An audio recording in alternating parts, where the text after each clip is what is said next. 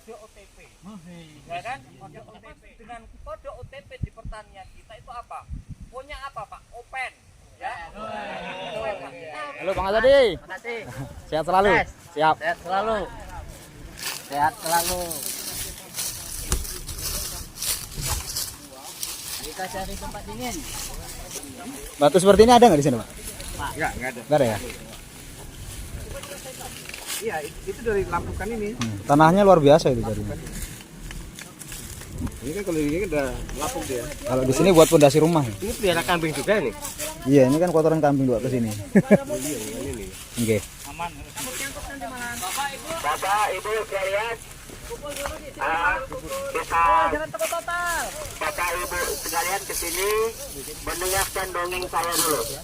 Jadi sebenarnya masyarakat juga secara swadaya itu sudah menanam nih kepala balai secara swadaya. Jadi lokasinya tadi akhirnya menjadi satu hamparan juga. Yang tadi yang ini seumuran dengan P3, yang seumuran dengan penanaman pertama. P3 itu dengan masjid yang tadi itu P3 juga. Jadi Assalamualaikum warahmatullahi wabarakatuh. Waalaikumsalam. Masih semangat Bapak Ibu sekalian? Pasti. Sebelumnya perkenalkan, nama saya Anton. Saya anggota dari KTH ML4 atau kelompok tanggungan Aksial Lestari kelompok 4. Jadi tempat kita sekarang ini salah satu contoh RHL kita. Tertarik karena memang termasuk komunitas alpukat ini jadi komoditi unggulan di sini, dan bahkan petani sebelum ada program sudah banyak yang menanam, bahkan sudah banyak yang panen. Taman untuk yang lainnya ya kami memang masih menyatukan untuk menanam yang semak sama yang masuk kita lokasi tapi lereng. Itu bagian dari kami ya, karena kami masuk ke daerah perbukitan. Jadi yang hamparan kayak gini saya bilang itu 20% aja yang hamparan. Ada hamparan seperti ada saja, cuma kecil kan ini ya. Itu aja Pak, kami mudah-mudahan ya minta doanya saja. Ini Pak Ketua melihat batuannya ini gimana Pak Ketua? Dan ini kan bukan batuannya ini, tapi dia karena batuan ini tetap kandungan lainnya tuh nih saya tengok tadi langsung kayak gini. Nah, ini maaf ya, saya pakai tangan Pak ya. Iya, petani lain itu Pak. Nah, ini saya nggak pakai tangan. Artinya di sini di balik bebatuan ini ternyata ada kandungan yang tanah hitam, dan ini saya yakin pH-nya bagus. Itu aja. Kalau kami begitu ini kayak gini-gini Pak, ini kuku saya hilang Pak. Kenapa? Tanah liat Pak. Jadi kalau panas kayak ekstrim kayak gini, itu dicangkul mental Pak. Mungkin mentalnya bisa kena gini. Betul Pak. Nah, ini ada kawan kami, mana ini ketua kelompok juga, Dinawi. Nah, ini Pak Widi itu merasakan seperti itu. Tapi kalau yang sudah yang diolah, pH-nya mudah-mudahan sudah mendekati ke normal. Nah, ini ya kami yang asli yang masih hamparan yang belum pernah diolah itu seperti itu Pak. Jadi kalau pas panasnya itu begitu cangkul mental Pak. Cangkulnya yang mental, bukan dia bisa buat lubang. Nah, kemarin saya semalam Pak ya dapat ilmu untuk buat yang kompos blok. Udah langsung praktek Pak soalnya. Sampai jam setengah berapa Pak? Setengah satu. Itu Pak. Kami ngubuk-ngubuk. Ini Pak kotoran. Iya. Nah, itu bagian dari mudah-mudahan itu ikhtiar kami aja Pak. Makasih Nah, Pak. itu hasil tetap yang di atas. Amin. Oke Pak. Makasih Pak. Satunya saya penolak daripada program RHL. Testimoni ini. Menolak karena apa? Karena yang ada di benak saya beserta teman-teman yang menolak dengan program RHL, ini taunya itu ke depan itu lahan beserta tanaman itu akan diminta oleh pemerintah gitu. Nah, sementara saya ini datang beserta orang tua dari Jawa Tengah, datang ke Lampung. Memang di sana itu memang benar-benar miskin, dan di sana untuk mengembangkan ekonomi atau lahan memang di sana sudah sempit. Mau beli tanah di sana juga sudah mahal. Artinya ada info kalau di Lampung ini masih banyak hutan waktu itu. Akhirnya orang tua datanglah ke sini. Berapa Pak? Potong tahun berapa? Ya, kalau orang tua tahun 73. Bapak ini lahir sini ya? Kalau saya lahir di sini. Nah, akhirnya di 2020 ada program RHL ini. Sementara tanaman kita ini mulai dari jagung, singkong dan lain sebagainya ini kita sudah nyaman. kita ini sudah merasa nyaman dengan penghasilan kita. Gitu. Nah akhirnya kenapa kok pemerintah ini punya program baru? Dulu mulai dari 2010 sampai 2020 ini ada Pak program penanaman mulai dari sengon, bayur, duren, terus ada pule, jenis kayu-kayuan yang tidak menghasilkan buah waktu itu. Ini tidak ikut di rombongan ini. Itu ketua kelompok AML 2 namanya Pak Taryoso. Dia sebenarnya juga petani, dia juga punya lahan, tapi dia ingin mengembangkan usahanya. Dia borong Pak.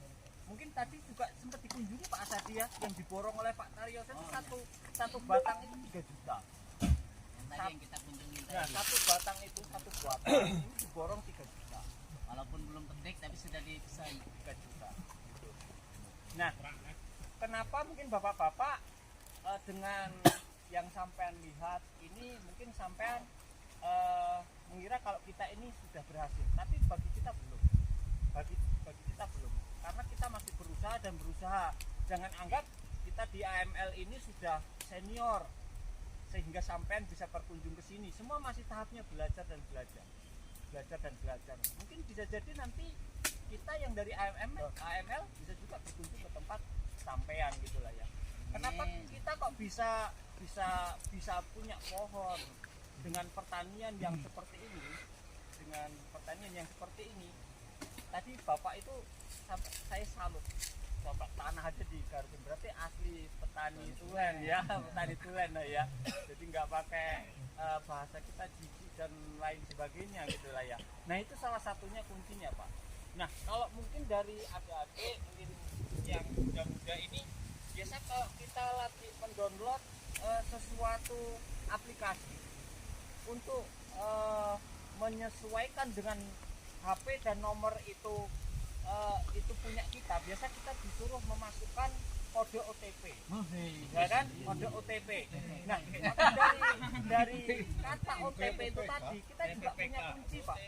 Kita juga punya kunci daripada pertanian kita ini. Kita harus bisa memasukkan kode OTP itu juga. Maksudnya apa? Jadi bapak kira dengan pohon yang segini cukup ditanam, dibiarkan jadi? Tidak cukup begitu, Pak. Tidak cukup begitu. Gitu loh. Nah, yang dimaksud dengan kode OTP di pertanian kita itu apa? Punya apa, Pak? Open, ya. Open, Pak. Kita harus open nih. Kita harus open. Perlakuan kita apa? Waktunya kita mupuk bagaimana? Ini kita amati penyakitnya apa? Perawatannya bagaimana gitulah ya. Open. OTP, TP. Yang T kan? Nah, T ini telaten, Pak. Telaten, kita harus telaten, benar, telaten. Jadi kalau petani tidak telaten, jangan harap untuk berhasil. Ya, yang P apa Pak? Yang P terakhir ini adalah insya Allah kita panen. Kalau kita open, telaten, itu insya Allah panen.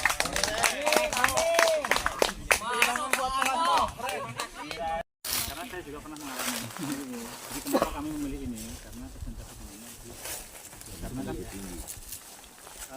kondisi kesehatan seedling ini berperan 60% keberhasilan kita memilih. Ini salah satu kunci. Sehat secara visual, untuk lebih detailnya seperti yang saya pelajari tadi, dia akan ini masih air semua. Jadi lemnya banyak. Itu yang saya katakan dia akan bertumbuh.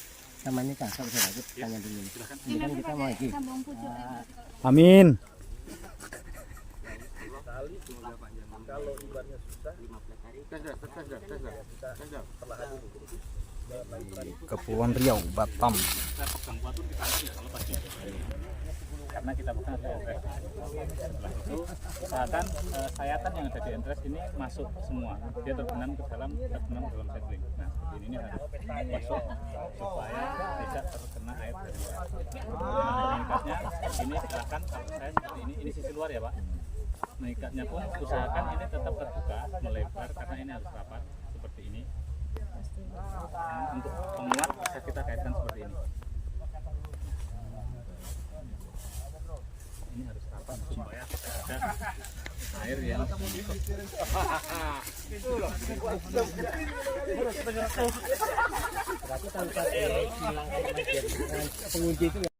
Oke, jadi ini dia guys, alpukat lokal yang tadinya alpukat lokal berumur sudah entah berapa puluh tahun. Nanti kita tanyakan kepada yang sudah mentop working. Jadi sekarang ini alpukat ini sudah di top working sama saudara Fendi, Effendi.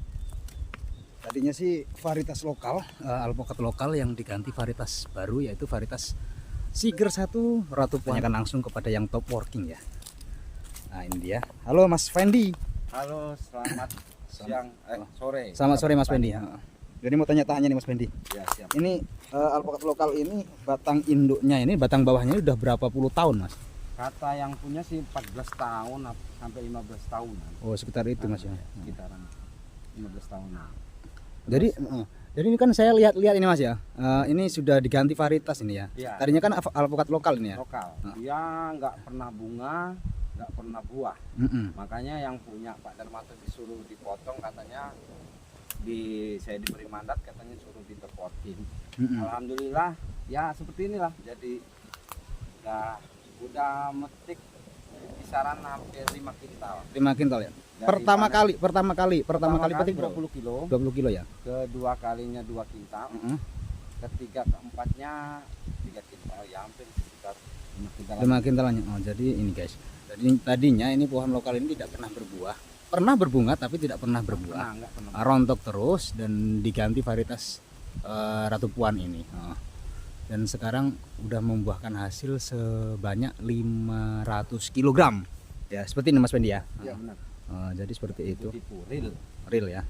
Jadi Mas Fendi ini salah satu anggota KTH Agromulyo Lestari, Koperasi Agromulyo Lestari di Desa Girimulyo. Tepatnya di AML berapa Mas? AML 5. AML 5 ya. Sudah lama ya digabung di AML Mas ya? Udah hampir 2 tahun. 2 tahun ya. Dia berdiri pertama langsung ikut. Oke. Jadi 2 tahun 3 tahunan. Semoga sukses selalu Mas Fendi. Amin. Semoga sehat dan sukses selalu. Oke. Terima kasih Mas Fendi atas infonya. Assalamualaikum warahmatullahi wabarakatuh. Waalaikumsalam. Iya guys, teman-temanku semuanya, sobat tani, sobat alpukat, ini kami ada di lahannya Bapak Darmanto, tepatnya di Desa Girimulyo, Desa Gunung Duren, di tanah bebatuan. Dibilang tanah kok ada bebatuan gimana nih ya? Ini semuanya batu, jadi batu vulkanik di sini. Ini luas lahan sekitar 10 hektar dan semuanya ditanamin alpukat Siger 1 varietas batu Ratu Puan. Oke, terima kasih sudah pantengin channelnya Master Online Official dan Koperasi Agromulyo Lestari atau AML. Jadi sampai di sini dulu buat dokumentasi kegiatan studi banding hari ini. Terima kasih buat pendamping dari BPDAS Batanghari Jambi dan terima kasih juga kepada Kepala Balai Staf BPDAS Kepri. Terima kasih buat semuanya. Assalamualaikum warahmatullahi wabarakatuh. Bye bye. Salam alpukat, anak Lampung punya pemikat.